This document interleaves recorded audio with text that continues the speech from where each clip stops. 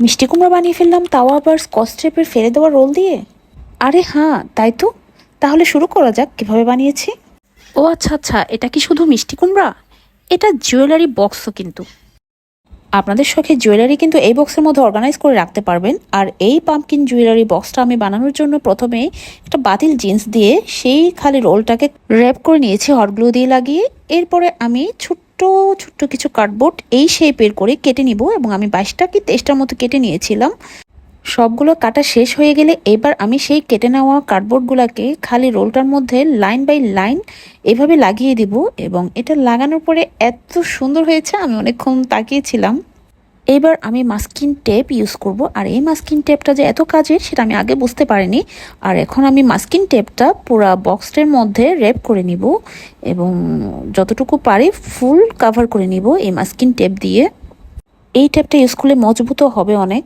আর এখন আমি যেটা করব সেটা হচ্ছে, প্রথমে আমি একটা ছোট ঢাকনা করে নেব।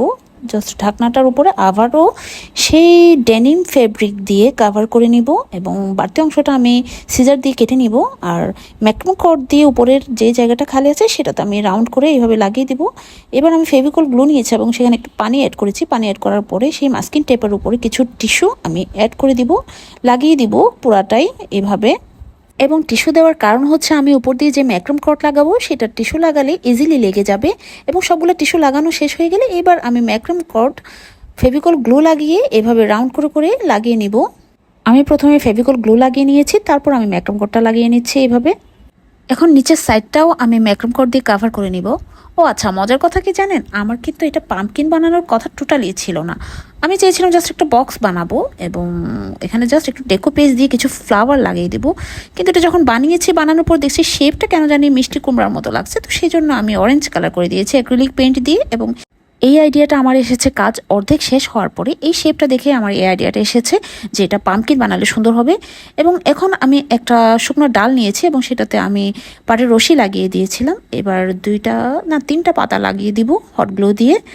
এবার নিচের দিকে আরেকটু পাটের রশি পেঁচিয়ে দিব সেই জায়গাটা একটু মোটা হওয়ার জন্য, এবং আবারও পাটের রশিতে আমি ফেভিকল গ্লু লাগিয়ে এভাবে পেঁচিয়ে দিব স্টিকের মধ্যে, এবং সেটা শুকানোর পর এরকম কার্লি হয়ে যাবে। আর এইগুলাকে আমি পাতার উপরে লাগিয়ে দিয়েছি।